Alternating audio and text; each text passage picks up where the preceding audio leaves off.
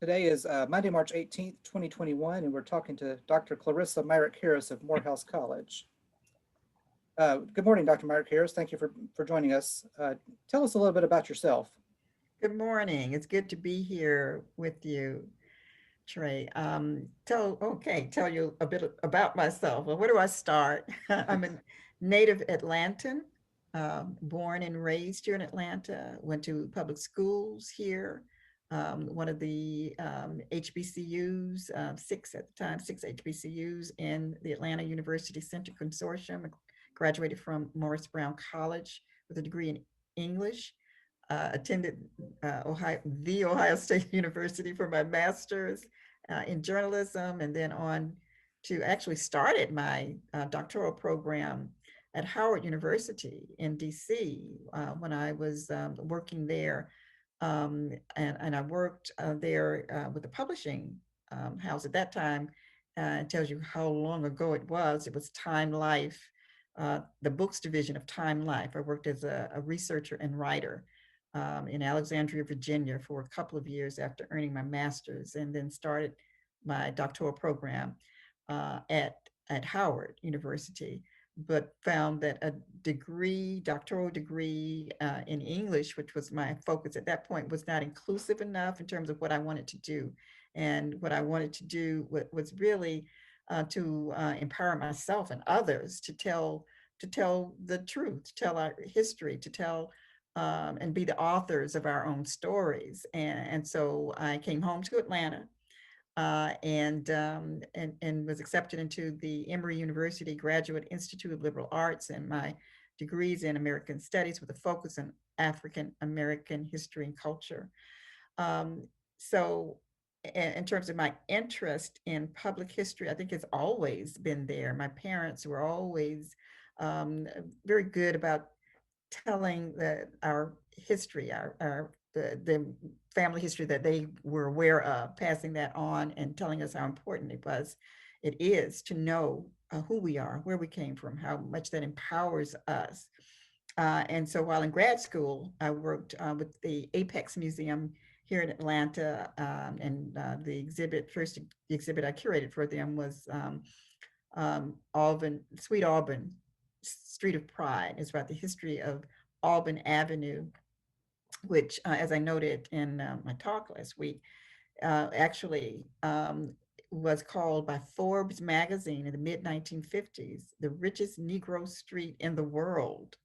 That was pretty impressive.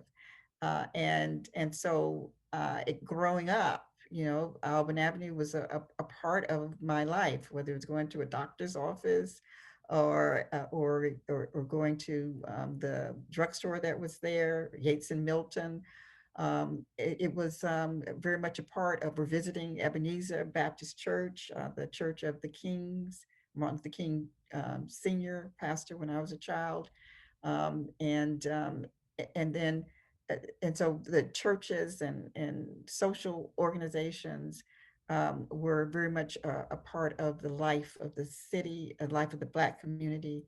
I grew up on the West Side, and on the West Side you had what was then Hunter Street and has since been renamed Martin Luther King Jr. Avenue. And again, that was another hub of Black life. And so my early life was actually very insulated and self-contained in terms of the thriving Black community, and because of segregation. And as an adult, of course, in the world and the not only the complexions that I encountered in my life changed, but then coming back to Atlanta after grad school, and it really started before I left for grad school, but a change in the community and the vibrancy of the community. And so we had a quandary. There was great success, and some would say a degree of success. Let me put it that way: a degree of success and desegregating Atlanta, and by extension, the nation. So that was something that, of course, we celebrate because it provides more choices for everyone in terms of where you go and what you do. And it's important for everyone to have a choice. A side effect of that, unfortunately, was that a number of Black businesses and institutions declined, and the Black community, inner city communities across the nation declined. There were not reinvestment in these institutions, in these businesses, by even the community, the Black community itself. Once the doors were open to what were previously white businesses and institutions, and the support Black businesses declined dramatically, and then there was not support on governmental level in terms of opportunities for funding, for small business loans. And so you had just a negative impact in terms of that.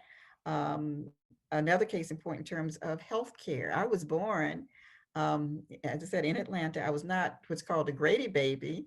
You may have heard that term in terms of so many in the Black community were born in Grady Hospital, which was the public and still is, fortunately, a vibrant public hospital for everyone in the community. And so my siblings, I had several siblings who were born at Grady, but I was born at a little hospital called McClendon Hospital that was located in a residential community on the west side of Atlanta. And it was established by a doctor, Dr. McClendon, and he had a staff. There was another hospital on the west side called Harris Hospital that was established by a Black doctor to provide opportunities and choices for people other than the one hospital, Grady Hospital. And it was there 1 minute. And when I came back to Atlanta in the late 90s, early 2000s, and went through that community on Sharon Street in Atlanta, the hospital was gone, was razed, and there was simply a plaque there. And so that was more impetus for me to really, and more just determination to make sure the history is not lost. So Atlanta is known for tearing down buildings, not preserving much of our history, and maybe putting a marker there. But it's so important that beyond the markers and even beyond the buildings, the stories are preserved. That's probably giving you much more information than you need, but that gives you a sense of how I came to be a public historian, and that interest, even as I do other things in terms of academia, teach, college administrative role that I have now. I try to stay connected to that really mission to preserve our history. Absolutely. Thank you for that. As you know, we're recording this to have a supplement to the talk you did give to us with us last week, and just sort of a little background information on you. So you answered perfectly my first question as well as my second question. So I'll just jump right to my third and last question. Sure. What's something you hope those you reach through your teaching and your writing gain from your research? What do you want people to walk away from with? I want people, regardless of who they are, Black, white, young, old, to have an appreciation of the value of knowing history, of knowing the reasons for um, things happening, events happening as they're happening now, for instance, and nationally, in terms of this epidemic or pandemic, or really worldwide pandemic, COVID to some degree, but also in terms of social injustice. And the two are very much entwined. And so, where does this come from?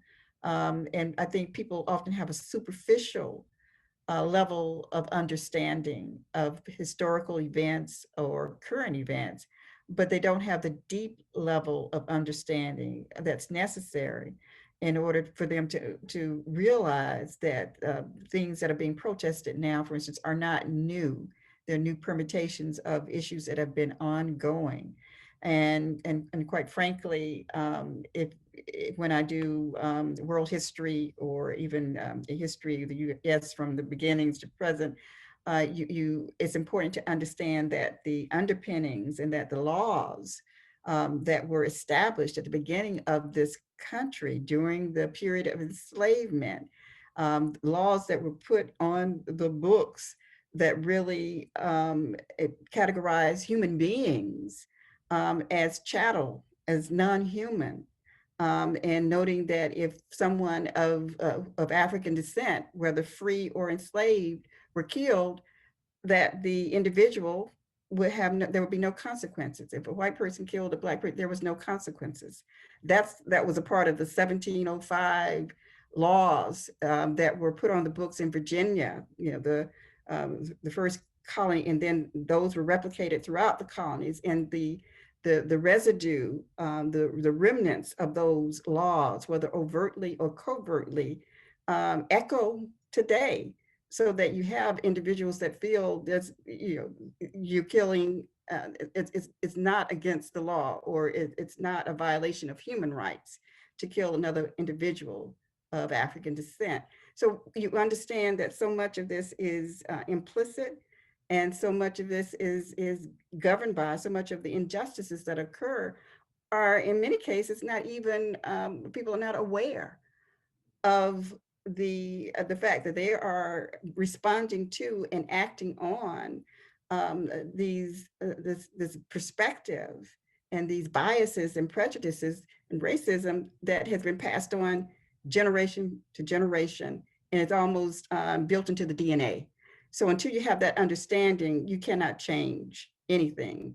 You have to first understand that and understand how we all buy into that, before we can really facilitate lasting change. So from my work on a local level or dealing with national issues, it's my desire that people really are inspired to go deeper and understand the scope of history, the reach of history, and how it affects us on a day-to-day basis today.